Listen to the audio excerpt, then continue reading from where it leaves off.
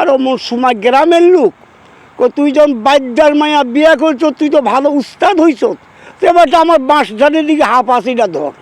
আমরা প্রথম যে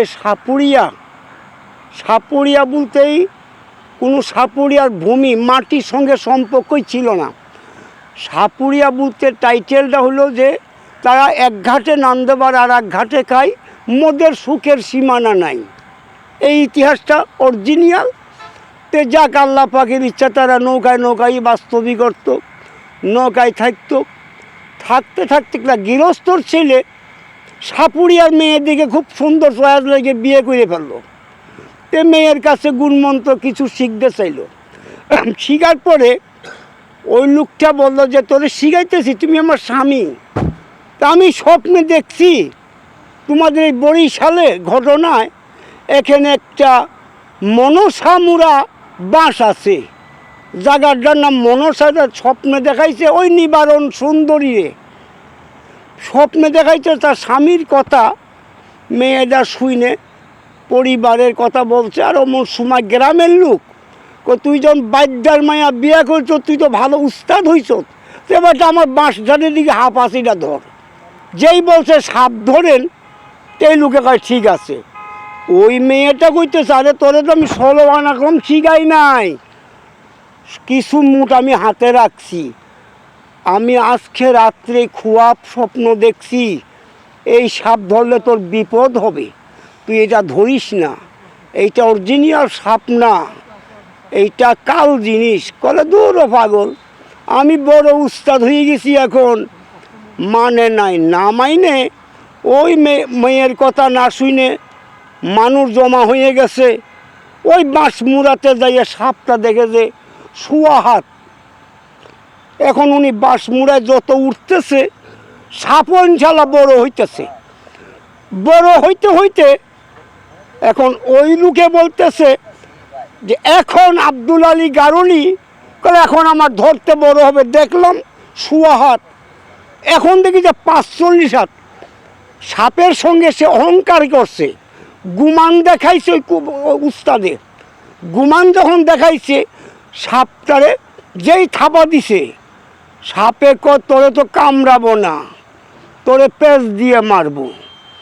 17 জোড়া বাঁশে পেঁচাই ফেললো, 17 জোড়া পেঁচাইয়ে তাকে দুর্বল করে ফেলাইছে। দুর্বল ফেলাইছে যখন আল্লাহ রাসুলের নাম স্মরণ করে অমন সময় পেঁচ কলন একদিক দিয়ে ছুটাইতেছে আর একদিক দিয়ে লাগাইতেছে। এমন সময় সাপে দিছিল উড়াল। যখন উড়াল দিচ্ছে সাপে দেখে যে তার পরিবার উঠান পরিষ্কার করতেছে, ঝাড়ু নিয়ে মুখ দিয়ে দেখা যায় ব্লাড পড়তেছে। তো ওই মেয়েকে কি আমার তো শরীর ভালো, রক্ত আসলো কোথায় থেকে? উপরে তাকায় দেখে যে সাপে আমার স্বামী নিয়ে যায়। সর্বনাশ করছে। 5টা করি 5 দিকে দিল চালান, 5টা করি দিয়ে নাগের মাথায় বসে গেল সাপের। সাপ নিচে নামছে। 70 দিনে 70 কথা ছিল, কাগের মুখী রাউ ছিল। সাপে বলল মাথা লাড়ি আমি না করছি, আমারে ধরিস না, তোমার স্বামী আমারে ধরছে, এখন তারে মারছি, ওই রক্ত নিচে পড়ছে, আমি বাঁচাইতে পারবো না, আমি কামড় দিয়ে ফেলছি। তাই নাকি? তুই ভালো করতে হবে, তোর আমি ছাড়বো না, আমি করি মাথায় থেকে নিব না, পারলে তুই করিনি উড়াল দে। কলেন না, করি সরা। ঠিক আছে। মেয়ে যখন কিছু অংশ দুধের জোগাড় করে বিষ ঝাড় আরম্ভ করছে, মুখ দিয়ে সাপে বিষটাই নিয়ে নিল।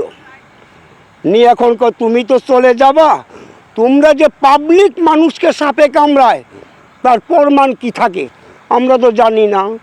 গরু মারেন, ছাগল মারেন, মানুষ মারেন। কলে আমাদের স্মৃতি নাই।